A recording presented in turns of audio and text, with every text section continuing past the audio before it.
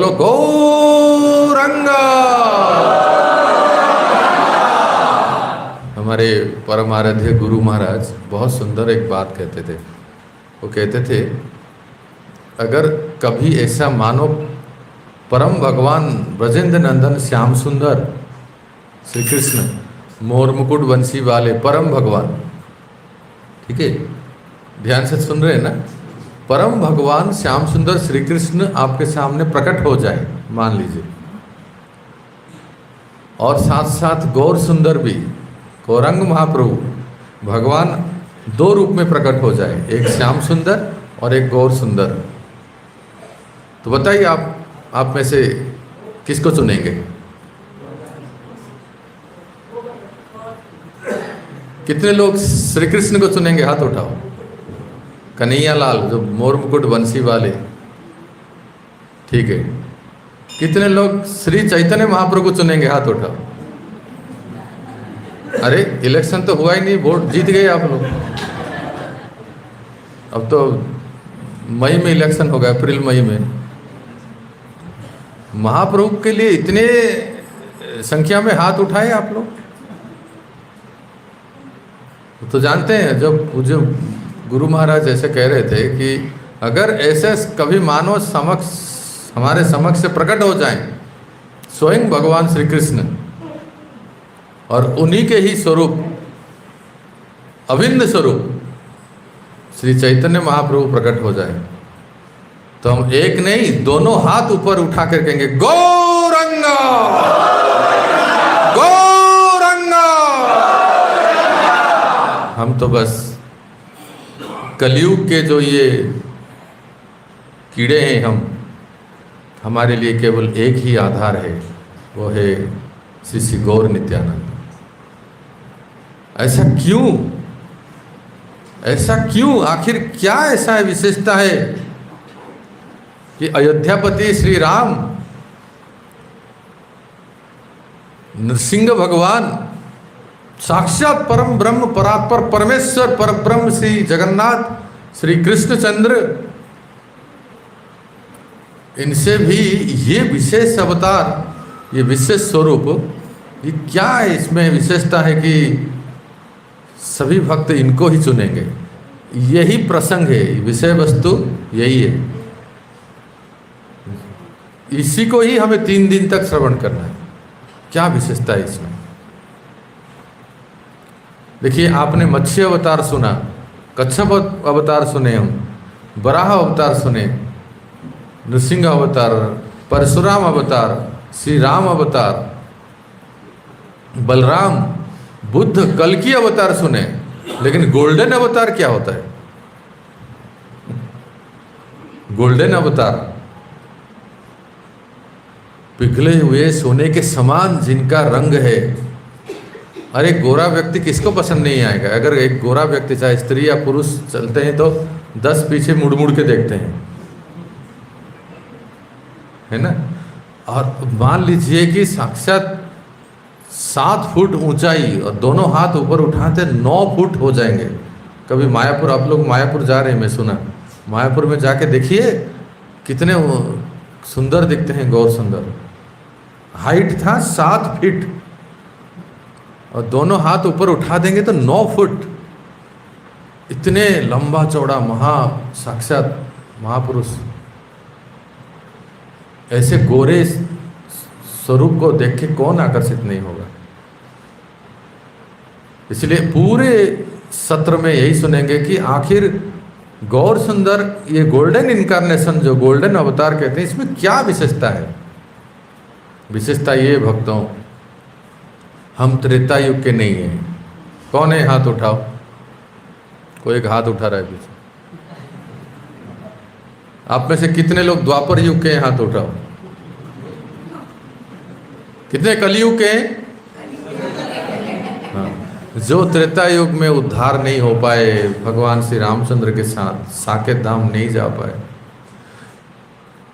जो द्वापर में श्री कृष्ण भगवान जब आए ब्रजलीला में, उनके द्वारा भी उद्धार नहीं हो पाए, जो बचे कुचे हम जैसे लोग हैं, जो कभी, हम तो, हमारी तो कोई गिनती ही नहीं है, पता नहीं हम पास हो पाएंगे कि नहीं। ऐसे लोगों के लिए ये जो दोनों हाथ ऊपर उठा के है ना, यही एक आश्रय है भक्तों। ये लिख के रख लीजिए, इसको ध्यान में रख लीजिए। उत्तर भारत में प्राय कोई जानते नहीं है। हम वृंदावन में रहते हैं, आप लोग इस्कॉन वृंदावन आए होंगे, तो जितने लोग आते हैं इस्कॉन वृंदावन में दर्शन करने के लिए, सबसे पहले गौर निताई, उसके बाद कृष्ण बलराम, उसके बाद राधा श्याम सुंदर, ठीक है। तो जितने लोग आते हैं सब लोग गौर निताई को देख के ऐसे हाथ खड़ा करते हैं जैसे पुलिस उसके पीछे पड़ी है। उनको देख के ये लोग भी हाथ खड़ा कर देते हैं। वो पता नहीं चलता है कि दोनों कौन हैं। फिर आगे जाते हैं तो कृष्ण बलराम देखते हैं। राधा कृष्ण को तो पहचानते हैं ब्रज में, उत्तर भारत में कृष्ण बलराम को भी जानते हैं, लेकिन ये दोनों कौन हैं, ऐसा क्यों खड़े हैं, इनकी क्या विशेषता क्या है। तो सुनिए, आज से शुरू करते हैं। जैसे परम भगवान श्री रामचंद्र या श्री कृष्ण प्रत्येक त्रेता में, प्रत्येक द्वापर में नहीं आते हैं, प्रकट नहीं होते हैं। ध्यान से सुनिए, नहीं तो फिर आप बिल्कुल समझ नहीं पाएंगे। बहुत सिद्धांत की बात है। मैंने फिर से कह रहा हूँ, श्री राम श्री कृष्ण, श्री राम आते हैं त्रेता युग में, श्री कृष्ण आते हैं द्वापर युग में। प्रत्येक त्रेता युग में, प्रत्येक द्वापर में श्री राम या श्री कृष्ण नहीं आते हैं। फिर कब आते हैं, प्रश्न होगा कब आते हैं। फिर ब्रह्मा जी के एक दिन में एक बार आते हैं।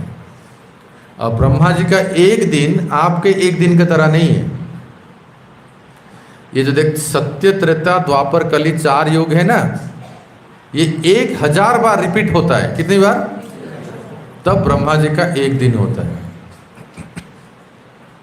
इसको कल्प भी कहते हैं। तो 1000 बार रिपीट होता है इसे, तो चतुर्युगी होता है। तो भक्तों, एक दिन में 14 मनु आते हैं। ब्रह्मा जी के एक दिन में 14 मनु जो शासन करते हैं आते हैं। और उसमें प्रत्येक मनु के शासन काल है 72 चतुर्युग, सत्य, त्रेता, द्वापर, कली। अभी जो हम सुनते हैं परम भगवान श्री रामचंद्र जो रामलला प्रकट हुए हैं अयोध्या में, ये कौन से त्रेता में आए थे बताओ? कौन से त्रेता युग में आए थे? याद रखो, 24वें चतुर्युग के त्रेता युग में आए थे। 24वें इस वैवस्वत मनवंतर के 7वें वैवस्वत मनवंतर के 24वें चतुर्युग के त्रेता में आए थे। अभी कौन सा चतुर्युग चल रहा है? 28वां, राइट। अभी 28वां चतुर्युग चल रहा है। 28वां चतुर्युग का कलयुग चल रहा है। इससे 4 चतुर्युग पहले 24वें चतुर्युग के त्रेता में परम भगवान साकेत बिहारी श्री राम आए थे। और इसी प्रकार से 28वें चतुर्युग के द्वापर युग में परम भगवान श्री कृष्ण आते हैं। जैसे केवल एक बार आते हैं, सबको ध्यान आया? उसी प्रकार से जिस द्वापर में श्री कृष्ण आते हैं, उसके ठीक नेक्स्ट कलयुग में कौन आते हैं? श्री चैतन्य महाप्रभु आते हैं। अर्थात 28वें चतुर्युग का कलयुग है ये। आप लोग पढ़ते हैं ना, कई बार आपके घर में पंडित आते हैं पूजा पाठ करने के लिए। क्या कहते हैं वो? जम्बूद्वीपे भारतवर्षे भारतखंडे द्विपरार्धे, ब्रह्मा जी का द्विपरार्ध चल रहा है। और बताओ, श्वेत वराह कल्पे, कौन सा कल्प है ये? श्वेत वराह। आप लोग कभी ध्यान से सुनेंगे तो पता पंडित जी क्या बोलते हैं। वो तो एक सांस में बोल देते हैं, आज मैं धीरे धीरे बोल रहा हूँ। श्वेत वराह कल्पे, ब्रह्मा जी का जो ये जो दिन चल रहा है श्वेत वराह कल्पे।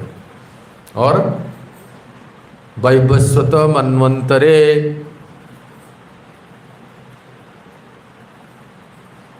वैवस्वत मन्वंतर कलियुगे।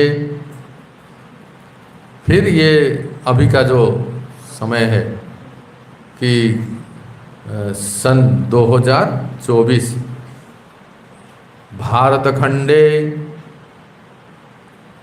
राजस्थान प्रदेशे उदयपुर जनपदे, फिर आपका घर तक आएगा। समझ रहे ना? तो इसका अर्थ ये है कि ये 28वें कलयुग में, 28वें द्वापर में श्री कृष्ण आते हैं, स्वयं भगवान श्री कृष्ण, और उसके नेक्स्ट कलयुग में 28वें कलयुग में स्वयं भगवान चैतन्य महाप्रभु आते हैं। तो आप सब समझ रहे हैं हम आप कितने सौभाग्यवान हैं, बताओ। हाँ जी, 28वें कलयुग में हम लोग हैं, अर्थात हाउ फॉर्चुनेट वी आर। आज से केवल 500 वर्ष पहले महाप्रभु श्री चैतन्य आए थे और 5000 वर्ष पहले श्री कृष्ण आए थे। आज हम जान पा रहे हैं।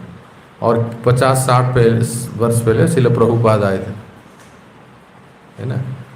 तो ये भगवान इसलिए इतने रेयर हैं, दुर्लभ हैं कि भगवान ब्रह्मा जी के एक दिन में एक बार आते हैं। और जब भगवान चैतन्य महाप्रभु आते हैं, हर कलयुग में चैतन्य महाप्रभु नहीं आते हैं। तो जब भगवान चैतन्य महाप्रभु आते हैं, उसी कलयुग के प्रथम संध्या में हम आप जन्म लिए हैं। रीवो, कितना संयोग है, कितना सौभाग्य है हमारा।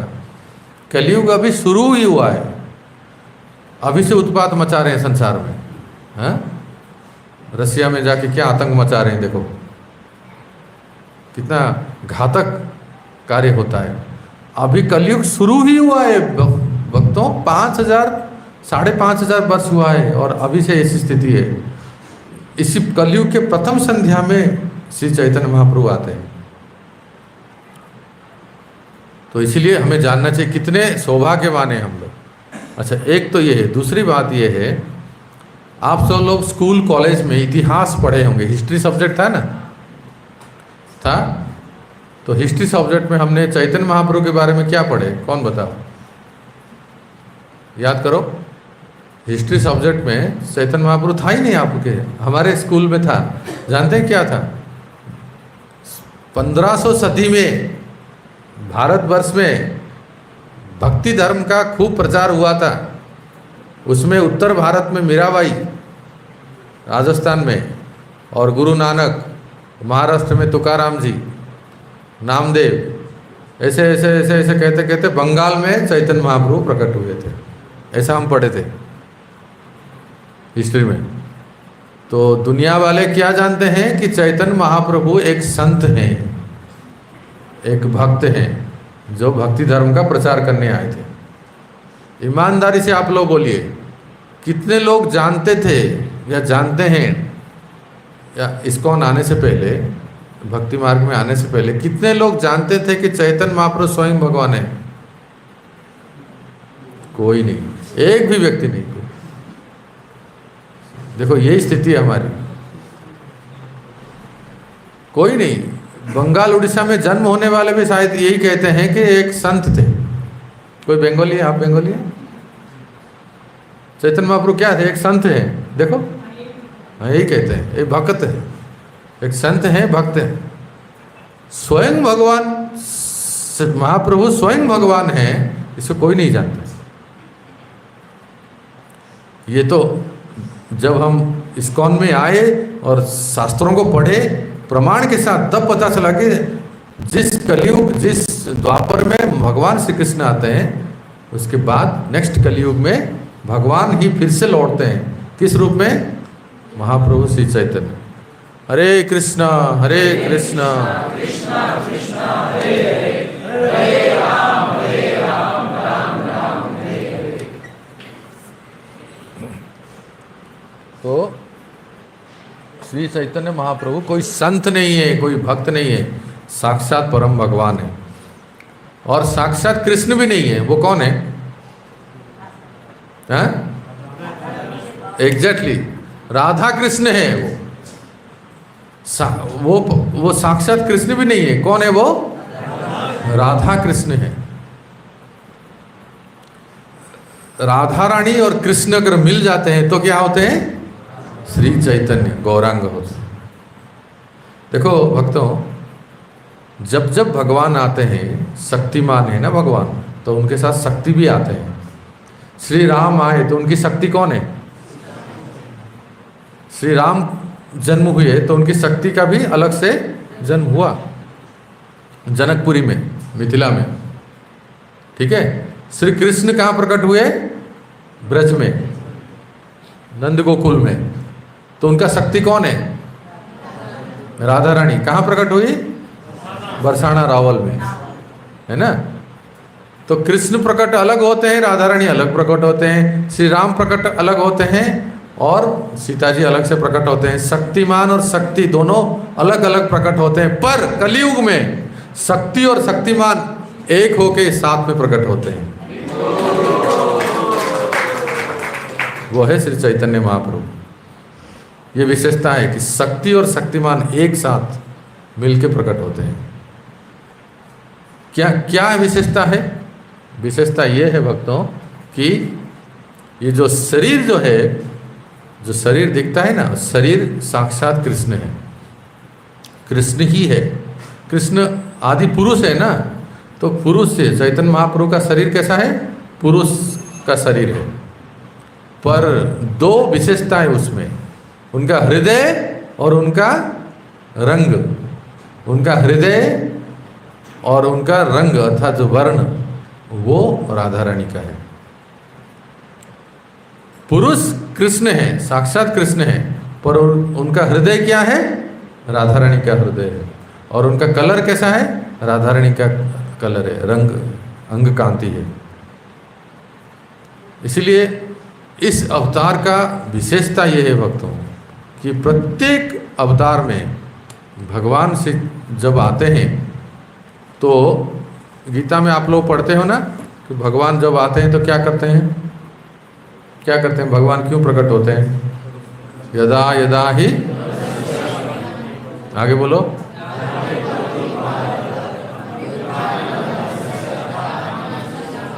परित्राणाय,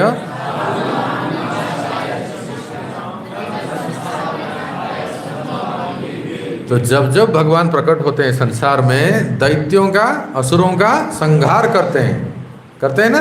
रावण, कुंभकर्ण और कंस, शिशुपाल इत्यादि दैत्यों का संहार करते हैं। बड़े बड़े शक्तिशाली दैत्य, हिरण्यक्ष, हिरण्यकशिपु, ऐसे अनेक दैत्यों का संहार करते हैं। पर महाप्रभु श्री चैतन्य कलयुग में आके क्या करते हैं? संहार नहीं करते हैं, सुधार देते हैं। क्या करते हैं? सुधार। अगर संहार करने जाएं तो सबको संहार करना पड़ेगा, क्योंकि यहाँ गली गली में, घर घर में कंस रावण है कि नहीं। तो इसलिए इस अवतार में, इस युग में महाप्रभु संहार नहीं करते हैं। क्या करते हैं? सुधार करके उद्धार करते हैं। श्री गौरांग महाप्रभु की ये विशेषता है। तो थोड़ा सा इस बात को थोड़ा गौर से सोचिए, गौर से थोड़ा मनन कीजिए। दैत्यों का नाश कर देना, सुन रहे हैं ना सब लोग? दैत्यों का वध कर देना, नाश कर देना, संहार करके उनको मोक्ष दे देना, ठीक है, ये भी कोई कम बात नहीं है। पर ये भगवान के लिए बाएं हाथ का खेल है।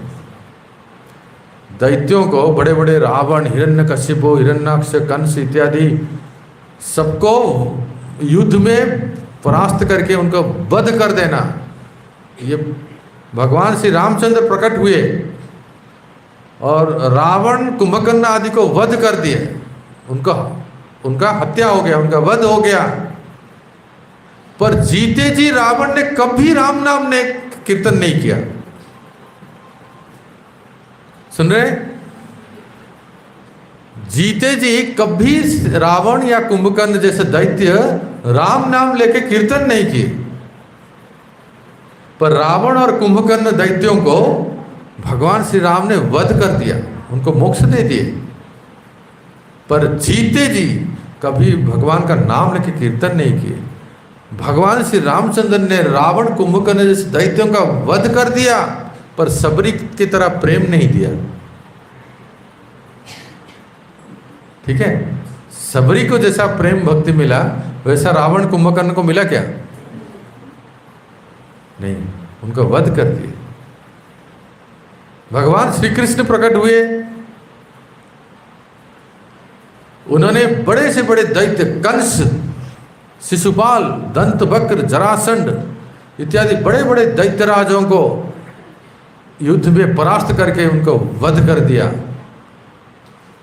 पर इसमें से कोई भी एक भी दैत्य हो, चाहे कंस हो, शिशुपाल हो या जरासंध हो, हरे कृष्ण संकीर्तन तो नहीं किया। कभी जीते जी उनका नाम जानते हैं, जब सभा बैठती थी, जरासंध इत्यादि सब जितने सब गैंगस्टर होते हैं ना, उनका सभा बैठती थी। ये जरासंध, शिशुपाल, रुक्मी,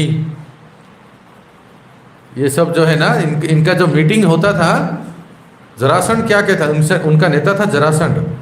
जरासंध कहता था, ये ग्वाला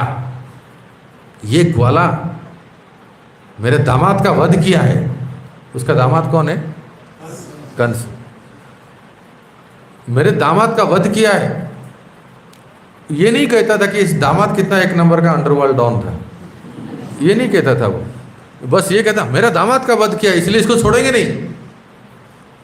इतना गाली देता। शिशुपाल तो जन्म से, जैसे ही जन्म लिया, तोतली बोली बोलते हैं ना बच्चे, क्या बोलते हैं? पापा। नहीं, शिशुपाल पापा नहीं बोला, कृष्ण को गाली देना ही शुरू किया। ये उसका अ आ ई क ख यही था, ABCD यही था। ऐसे ऐसे दैत्यों को भगवान ने नाश किया, उनको वध किया। क्या जीवन में कभी एक बार जरा सोच के देखिए, क्या एक बार कभी शिशुपाल ने, कंस ने, जरासंध ने कृष्ण का नाम संकीर्तन किया? कभी नहीं। और कहते हैं कि भगवान श्री कृष्ण प्रेम भक्ति प्रदान किए, पर किसको प्रदान किए? ब्रजवासियों को प्रेम भक्ति प्रदान किए। ब्रज के जितने लता पता, गाय, बछड़े, गिलेरी, बंदर, आजकल चश्मा ले लेते हैं फ्रूटी के बदले, पर जितने ब्रजवासी थे भगवान श्री कृष्ण ने सबको प्रेम भक्ति दिया। पर कहाँ? ब्रज में, ब्रज के बाहर नहीं। तो इन सारे दैत्यों को भगवान ने वध करके मुक्ति दे दिया। वो कौन सी बड़ी बात है मुक्ति दे देना? ये तो भगवान का एक गुण है, हतारी गतिदायक। जिसको भगवान वध करते हैं उसको मोक्ष मिल जाता है, उसको मोक्ष प्राप्त हो जाता है, मुक्ति दे देते हैं। और जो मुक्ति राक्षसों को मरने के बाद मिलता है, वो मुक्ति क्या कहती है? सुनिए, वो मुक्ति कहती है, मुक्ति कहे गोपाल सो मेरो मुक्ति बताए। मुक्ति साक्षात पर्सनिफिकेशन। जिन राक्षसों को वध होने के बाद मुक्ति मिलता है ना, बड़े कष्ट से मिलता है, इतना आसानी से नहीं। मुक्त होना भी कोई, जय जगन्नाथ। हरे कृष्णा। सब लोग सुन रहे हैं ना? जिसको भगवान वध करते हैं वो मुक्त हो जाता है। जो भगवान जिसको वध करते हैं वो मुक्त हो जाते हैं। और हम आप जैसे लोग भी मुक्ति प्राप्त करना, इसके लिए बहुत परिश्रम करना पड़ता है, बहुत भजन भक्ति करना पड़ता है। ये मत सोचिए कि मुक्ति इतना आसानी से मिल जाता है। मुक्ति प्राप्त करना भी आसान नहीं है, लेकिन वो मुक्ति, सुनिए, ब्रजभाषा समझ में आ रहा है? हाँ सुनिए, मुक्ति कहे गोपाल सो मेरो मुक्ति बताए। मुक्ति कहे गोपाल सो मेरो मुक्ति बताए। साक्षात मुक्ति आके भगवान श्री कृष्ण से पूछती है कि हे भगवान, मेरे मुक्ति कब होगी? मैं दुनिया के सब लोगों को, सभी लोगों को मुक्त करता हूँ, लेकिन मेरी मुक्ति कब होगी? साक्षात मुक्ति भगवान से पूछ रहे, मुक्ति कहे गोपाल सो मेरो मुक्ति बताए। भगवान ने क्या कहा? व्रजरज उड़ी पड़े माथे मुक्ति मुक्त हो जाए। ब्रजरज जब माथे पे पड़े, ब्रजरज उड़ के जब माथे पड़े, मुक्ति मुक्त हो जाए। श्री वृंदावन धाम की यही है वृंदावन धाम। आपके गांव की तरह नहीं है। सुन लीजिए, जो ब्रज में जाते हैं, ब्रज के धूल में एक बार लौटते हैं, लुंठन करते हैं, गिरते हैं, पड़ते हैं, प्रणाम करते हैं, तो उनके माथे पे क्या लगता है? ब्रजरज। ध्यान से सुनिए, कभी उसको साफ मत कीजिए, आपके सारे पुण्य साफ हो जाएंगे, जितना भी कमाए थे सब साफ हो जाएंगे। इसलिए बड़ा सौभाग्य है कि धूल को माथे पे लगाएं, वस्त्र पे लगाएं, तो मुक्ति दुनिया को मुक्त कर देते हैं, सब उदयपुर वासियों को मुक्ति कर देंगे। लेकिन उसका मुक्ति कब होगा? जब वृंदावन में जाके ब्रजरज में माथे टेकेंगे। ये है ब्रजरज की महिमा। तो इसलिए कहते हैं भगवान श्री कृष्ण ने जब बंसी बजाए, ये बंसी की ध्वनि गोपियों को, ब्रजवासियों को सुनाई दिया, इससे उनका प्रेम भक्ति हो गया। भाई गोपियों को प्रेम भक्ति मिलना इतना कौन सी बड़ी बात है? वो तो गोपियों को तो मिलना ही था, क्योंकि गोपियां इसलिए प्रकट हुए हैं। ब्रज में जिसको प्रकट हुआ है, ब्रज में जिसको जन्म मिला है, उसको तो कृष्ण की भक्ति मिलेगी, प्रेम भक्ति। अरे तुम आप और हम जैसे लोगों को प्रेम भक्ति मिल जाए तब कहेंगे कि हाँ बड़े ठाकुर जी हैं। उदयपुर के लोगों को अगर प्रेम भक्ति मिला के नचा दे तब पता चलेगा कि भगवान बड़े दयालु हैं। नहीं तो ब्रज में तो गोपियों का तो सबको प्रेम भक्ति मिलता है। इसलिए जरा सोचिए, ये जो अवतार जिसका हम चर्चा कर रहे हैं ना, कोई सामान्य नहीं है। वही रावण, कुंभकर्ण, हिरण्याक्ष, हिरण्यकशिपु और कंस, शिशुपाल फिर से कलयुग में प्रकट हुए। किस रूप में? शास्त्र प्रमाण है भक्तों, नवद्वीप में 2 ब्राह्मण कुल में प्रकट हुए, लेकिन 1 नंबर के शराबी थे, 1 नंबर के व्यभिचारी थे, 4 नियमों को स्ट्रिक्टली तोड़ रहे थे। समझे? जो हम लोग कहते हैं ना, 4 नियमों को स्ट्रिक्टली पालन करना है, मांसाहार नहीं करना है, वैध संबंध नहीं करना, जुआ। ये 2 ब्राह्मण कुल में जन्म होके अधम नीच लोग, जिनका नाम क्या है? जगाई और माधाई। ये और कोई नहीं भक्तों, यही कंस शिशुपाल है, यही हिरण्याक्ष, हिरण्यकशिपु है, यही रावण, कुंभकर्ण है, जिनको भगवान ने वध किए थे। और कलयुग में नवद्वीप में जन्म होके, ब्राह्मण कुल में जन्म होके 1 नंबर के गैंगस्टर थे, और यही थे जगाई माधाई। क्या भगवान श्री चैतन्य महाप्रभु ने उनका वध कर दिया? वध किया क्या? नहीं, क्योंकि प्रत्येक अवतार में भगवान कुछ ना कुछ हथियार लेके आते हैं ना। एक अवतार, नरसिंह भगवान कौन से हथियार लेके आए थे? बस यही अब काफी है। श्री राम कौन से हथियार लेके आए थे? धनुष बाण। श्री कृष्ण चक्र था। ब्रज में कम से कम बांसुरी तो था, बंसी तो बजाते थे ना, बंसी बजा के सबको मोहित लेते थे। पर महाप्रभु जब आए कोई अस्त्र लेके नहीं आए। देखते हैं आप में से कितने लोग भजन भक्ति करते हैं, कथा सुनते हैं। पता चलेगा जब मैं ये प्रश्न पूछूंगा, महाप्रभु का अस्त्र क्या था, कौन बताएगा? कौन बोले? बहुत सुंदर, एक बार हरि बोल बोलिए इनके लिए। महाप्रभु का अस्त्र था हरे कृष्णा कृष्णा कृष्णा कृष्णा हरे हरे,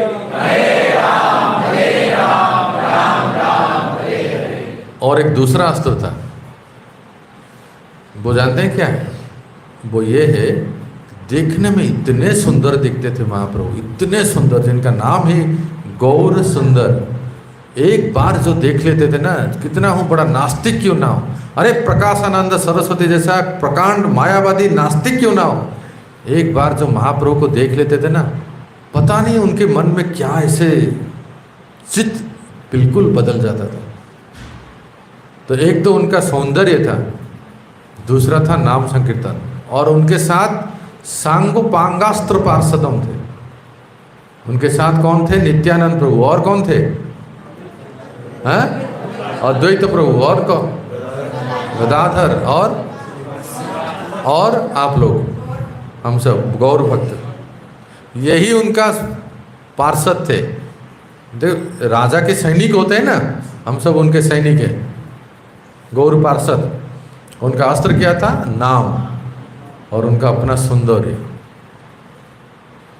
इसलिए भगवान श्री कृष्ण अपना स्व प्रेम भक्ति ब्रजवासियों को दिए, पर ब्रज से बाहर नहीं दिए, उदयपुर वालों को नहीं दिए थे, या पूना वालों को नहीं दिए, या मुंबई बेंगलोर वालों को नहीं दिए, ब्रज में भगवान श्री कृष्ण ने दिए। पर वही भगवान जब महाप्रभु श्री चैतन्य के रूप में प्रकट हुए, तो कितने जगाई माधाई, कितने गोपाल चापाल, कितने पापी तापी, यहाँ तक कि उनकी ये प्रेम धारा इस आचार्य ने ऐसा प्रचार किया कि 7 समंदर पार करके कितने हिप्पियों को हैप्पी कर दिया। अरे जिनको शरीर में वस्त्र नहीं था, आज वो माताएं देखें, इस्कॉन मंदिर में विदेश की माताएं साड़ी पहनते हैं, तिलक लगाते हैं, एकदम लगता है कि जैसे मानो कोई स्वर्ग की देवियां हैं।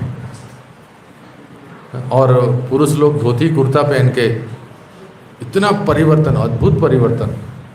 तो महाप्रभु की ये जो धारा जो है, ये प्रभुपाद जी ने पूरे जगत में फैलाया।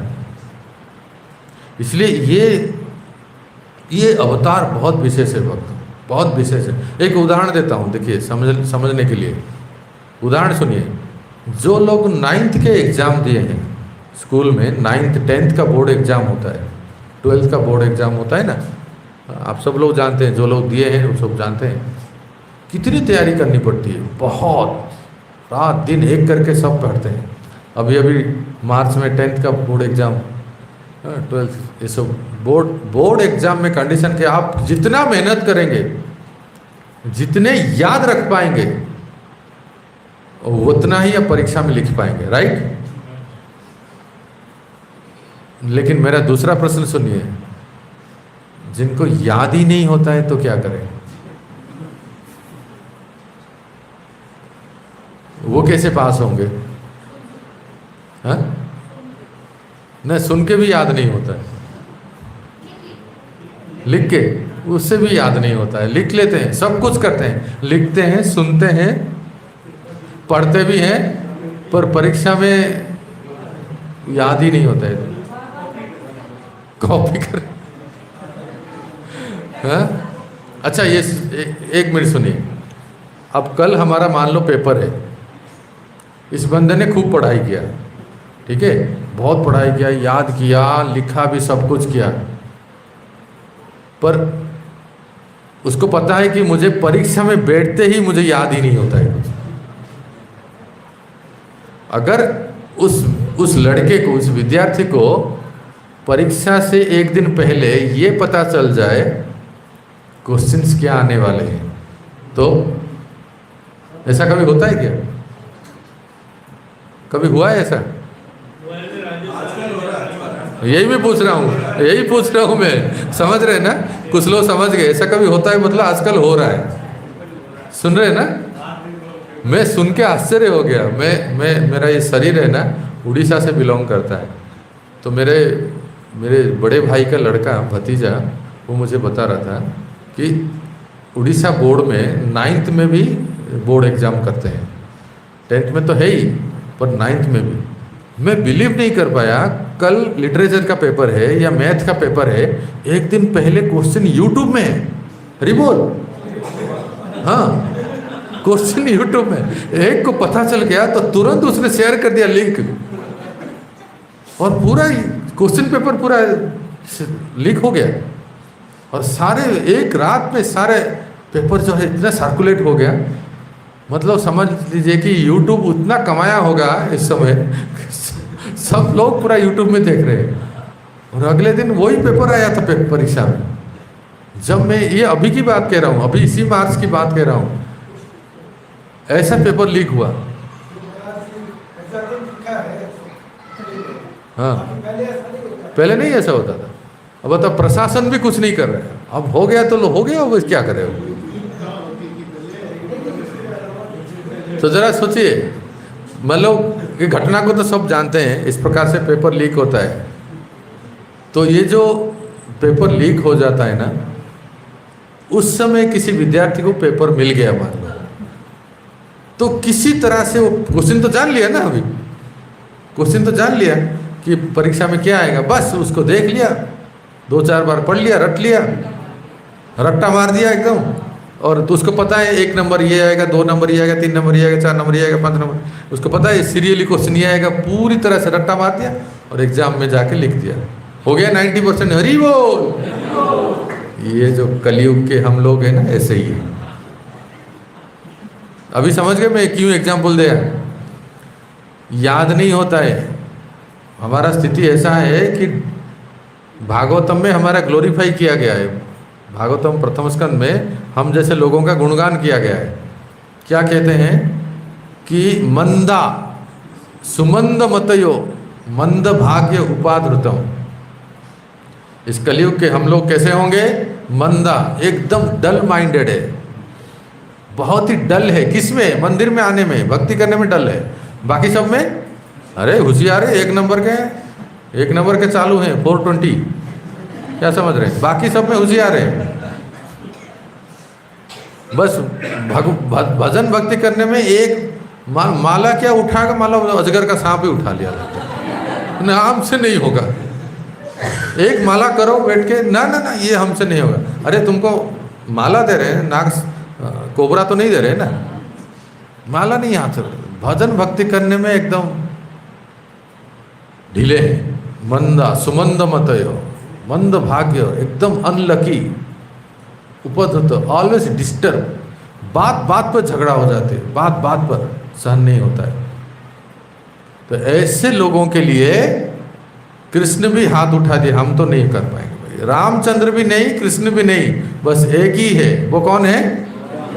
गौर नित्याय, गौरांग नित्यानंद प्रभु, गौर निताय। गौर निताय ऐसे हैं कि जैसे मानो आपको परीक्षा में कौन सा पेपर आएगा ये बता दिया गया है। बस गौरांग महाप्रभु तो इतना ही है। नित्यानंद प्रभु क्या कहते हैं जानते हैं? नित्यानंद प्रभु और थोड़ा सा महावदान्य है। तुम्हें लिखने की जरूरत नहीं, परीक्षा में आ जाओ, अपना नाम लिख लो बस, बाकी हम कर देंगे। नित्यानंद प्रभु कहते हैं तुम बस मंदिर में आ जाओ, एक बार प्रेम से हरे कृष्ण बोल दो, बाकी का काम हम कर देंगे। इतने मर्सीफुल है। इसलिए कलयुग के लिए ये बहुत ही फिट है।